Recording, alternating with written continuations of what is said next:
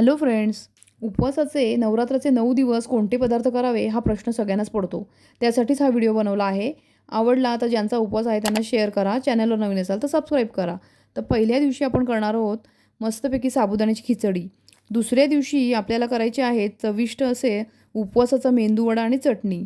त्यानंतर तिसऱ्या दिवशी आपण करणार आहोत पोटभरीचं असं थालीपीठ आणि लाल भोपळ्याची भाजी. चौथ्या माळ्याला आपल्याला सुपर टेस्टी आणि गरमागरम असे मस्तपैकी साबुदाणा वडा आणि चटणी आपण बनवू शकतो. पाचव्या दिवशी आपण पौष्टिक अशी राजगिरा पिठाची पुरी आणि भेंडीची उपवासाची भाजी करायची आहे. सहाव्या दिवशी आपण करणार आहोत तोंडाला चव येण्यासाठी मस्त chaat special recipe ragda patties. उपवासाचा रगडा पॅटीस खूपच सुंदर लागतं.